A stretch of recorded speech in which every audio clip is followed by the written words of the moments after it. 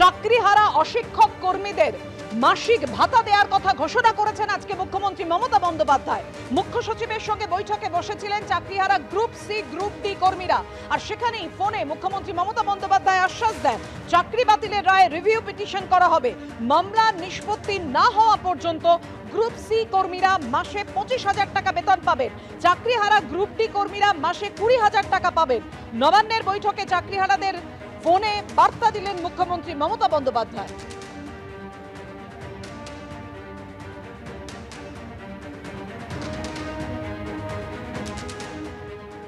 যে মানুষরা তার পরিবার চালাতে পারে না, পরিজনদের অসুবিধে হয়, কারো বৃদ্ধা বাবা মা আছে, কারো সংসার আছে, মানবিকতার দিক থেকে ভেবে যেটা আমরা করতে পারি সেটা হচ্ছে, আমি এডুকেশন ডিপার্টমেন্ট থেকে নয়, চিফ সেক্রেটারি,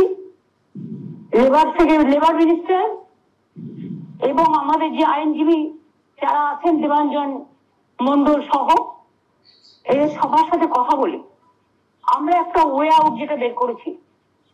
আমরা ডানলপের যে শ্রমিকদের কলকারখানা বন্ধ দীর্ঘদিন ধরে, তাদের কিন্তু আমরা 10,000 টাকা করে এক্সগ্রাসিয়া দিই আজকে দীর্ঘদিন ধরে। আমি এটা বলবো, আমরা যতক্ষণ রিভিউ করতে না পারছি এবং একটা ফয়সালা না হচ্ছে ততদিন গ্রুপ সি যারা আছে তাদের একটা 25,000 টাকা করে, আর গ্রুপ ডি যারা আছে তাদের 20,000 টাকা করে একটা সোশ্যাল সিকিউরিটি যে স্কিম আছে আমাদের লাইফ অ্যান্ড লাইভলিহুডের, সেটা যদি ওরা রাজি হয় তাহলে যতক্ষণ রিভিউ না হচ্ছে আমরা এটাকে চালাতে পারি।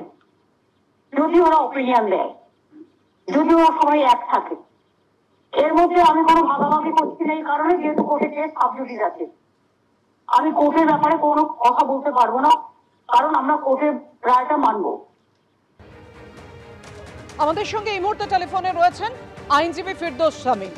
ফিরদৌস দা, আজকে মুখ্যমন্ত্রী Mamata Bandyopadhyay group C group D কর্মী যারা চাকরি হারিয়েছেন তাদেরকে মাসিক ভাতা দেওয়ার কথা ঘোষণা করেন। গ্রুপ সি কর্মীরা মাসিক ভাতা পাবেন 25,000 টাকা, গ্রুপ ডি কর্মীরা পাবেন মাসে 20,000 টাকা।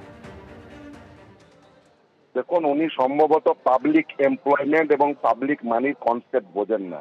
উনি যেটা ভাবছেন ওনার বাড়ির কাজের লোক তাকে বানিয়ে দিচ্ছে না। পাবলিক এমপ্লয়ি মানে হচ্ছে যে জনগণের টাকায় কিন্তু তারা প্রতি মাসে বেতন পান।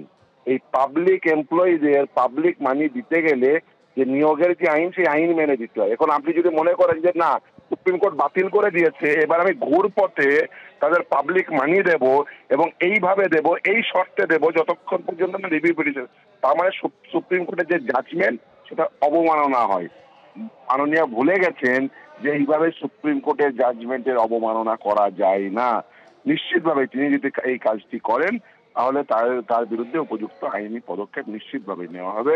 তার কারণ এইভাবে জনগণের দেওয়া করের টাকা, সাদা খাতার মাস্টার হোক, সাদা খাতার শিক্ষাকর্মী হোক, ওনার দলের লোকজনেরা টাকা নিয়েছেন বলে ঘুরপথে তাদেরকে টাকা পাইয়ে দেওয়ার বন্দোবস্ত, এটা কখনোই না আদালতের সামনে গ্রহণযোগ্য, না সাংবিধানিকভাবে গ্রহণযোগ্য, না পাবলিক এমপ্লয়মেন্টের যে কনসেপ্ট পাবলিক মানি এইভাবে দেওয়া যায় না।